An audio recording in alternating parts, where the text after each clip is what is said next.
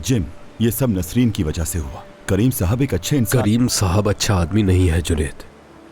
उस नसरीन शैतान की बात पर अंधों की तरह यकीन करता है। वो जब एक औरत के पीछे अपना खानदान तबाह कर दिया तो कितना खुदगर्ज होगा।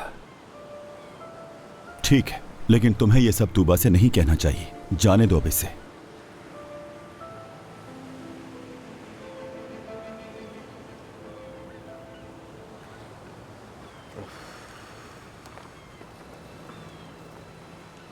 तूबा को लेकर जल्दी पहुंच जाओ। हम समंदर के किनारे जा रहे हैं।